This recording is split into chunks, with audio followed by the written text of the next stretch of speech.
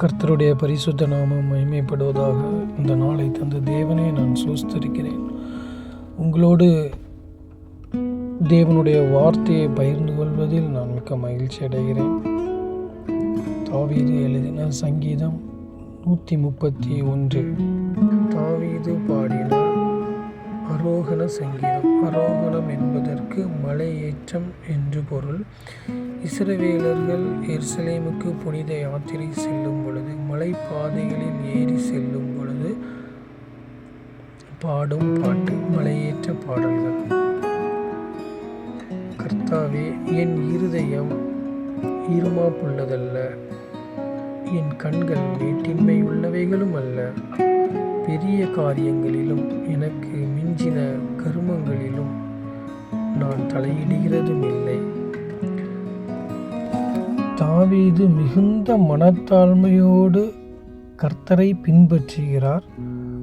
கர்த்தர் என்ன சித்தத்துக்காக என்னை இந்த உலகத்தில் படைத்திருக்கிறார் என்பதை அறிந்து கொண்டு கர்த்தரோடு இணைந்து கர்த்தருடைய சித்தத்தை இந்த உலகத்தில் நிறைவேற்றுகிறார். மனத்தாழ்மையோடு, மனமகிழ்ச்சியோடு, சமாதானத்தோடு தேவ சித்தத்தை நிறைவேற்றுவதற்காக தேவனோடு இணைந்து இந்த உலகத்தில் வாழ்கிறார். தன்னை ஒரு மனத்தாழ்மை உள்ளவன், நான் ஒரு மனத்தாழ்மை உள்ளவன் என்பதை அவர் தேவனிடத்தில் அறிக்கை செய்கிறார். தேவன் தாவீதை ராஜாவாக அபிஷேகம் பண்ணினார். அதற்கு முன்பு அவர் ஆடு மேய்க்கிறவராக இருந்தார். ஆடு மேய்ப்பவனாக இருக்கும் பொழுதும் அவர் தேவ சித்தத்தின்படியே செய்தார். தேவனுடைய சித்தம் அவர் வாழ்நாள் முழுவதும் ஆடு மேய்ப்பனாக இருப்பதாக என்றால் அதையும் அவர் உண்மையும் உத்தமமாக மனத்தாழ்மையோடு செய்வதற்கு அவர் ஆயத்தமாக இருந்தார். தாவீதின் சகோதரர்கள் தாவீதை பெருமை உள்ளவன் என்று குற்றப்படுத்துகிறார்கள். 1 சாமுவேல் 17:28 அந்த மனுஷனோடு அவன் பேசிக்கொண்டிருக்கிறதை அவன் மூத்த சகோதரனாகிய எலியாப் கேட்டபொழுது அவன் தாவீதின் மேல் கோபம் கொண்டு, நீ இங்கே வந்தது என்ன? வனாந்தரத்தில் உள்ள அந்த கொஞ்ச ஆடுகளை நீ யார் வசத்தில் விட்டாய்? யுத்தத்தை பார்க்க அல்லவா வந்தாய்? உன் துணிகரத்தை, உன் இருதயத்தின் அகங்காரத்தையும் நான் அறிவேன் என்றார். தாவீதுடைய மூத்த சகோதரன் தாவீதை குற்றப்படுத்துகிறார். ஆனால் அது உண்மை அல்ல. தாவீது தன்னை தாழ்த்துகிறார். தேவனிடத்தில், தேவனுடைய சமூகத்தில், கர்த்தாவே, என் இருதயம் இருமாப்புள்ளதல்ல, என் கண்கள் மேட்டின்மையானவைகளும் அல்ல. பெரிய காரியங்கள் எனக்கு மிஞ்சின கருமங்களிலும் நான் தலையிடுகிறதும் இல்லை என்று தாவீது கர்த்தரிடத்தில் சொல்கிறார். தன்னை விட பெரியவர்களை பார்த்து தாவீது ஒருபோதும் பொறாமைப்பட்டதும் இல்லை. தன்னை விட சிறியவர்களை பார்த்து ஒருபோதும் தாவீது ஏளனம் பண்ணினதும் இல்லை. கர்த்தர் கொடுத்த ஸ்தானத்தில் உண்மை உத்தமமாக மனத்தாழ்மையோடு தாவீது இருக்கிறார். அதை தேவனிடத்தில் அறிக்கை செய்கிறார். அவர் எப்படிப்பட்ட மனத்தாழ்மையோடு இருக்கிறார்? சிறு பிள்ளையை போல ஒரு மனத்தாழ்மையோடு இருக்கிறார்.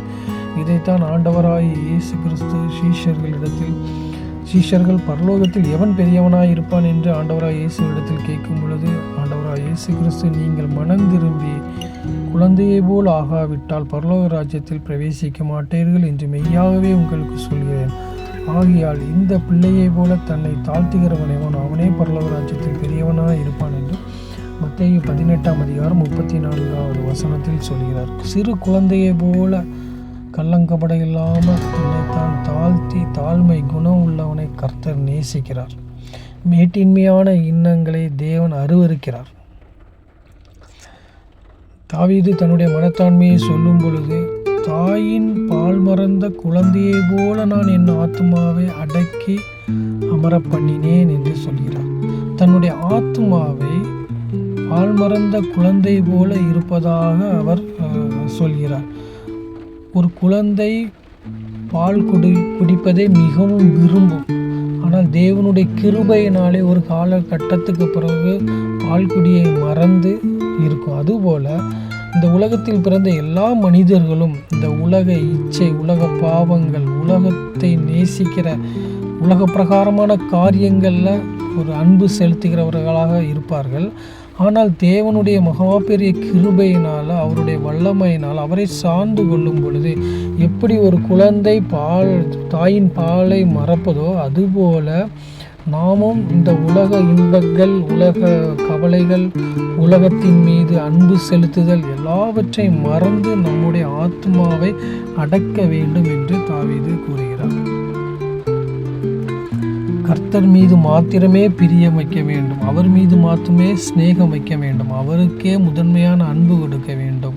இந்த உலகத்தின் மீது அன்பு வைக்கக்கூடாது, நம்மளுடைய ஆத்மாவை அடக்க வேண்டும் என்று தாவீது இங்கு குறிப்பிடுகிறார். நாம் மனத்தாழ்மையோடு இருக்கும் பொழுது கர்த்தர் நம்முடைய ஜீவியத்தில் சமாதானத்தையும் சந்தோஷத்தையும் ஆறுதலையும் தருகிறவராக இருக்கிறார். அவரை சார்ந்து இருக்க வேண்டும், எப்பொழுதும் நேற்றும் இன்றும் என்றென்றும் அவரையே சார்ந்து இருக்க வேண்டும், கர்த்தரையே நம்பி இருக்க வேண்டும். அவரையே நம்பி இருக்கும் பொழுது கர்த்தர் நமக்கு அந்த சமாதானத்தை தருவார், தாழ்மையான குணத்தை தருவார். உலகத்தின் மீது அன்பு வைப்பதை எப்படி ஒரு தாயின் பால்குடியை குழந்தை மறந்து இருப்பது போல நாமும் இந்த உலகத்தை மறந்து நம்முடைய ஆத்மாவை அடக்கி ஆளக்கூடிய வல்லமையை தேவன் நமக்கு கொடுப்பார். கர்த்தருடைய பரிசுத்த நாமம் மகிமைப்படும்.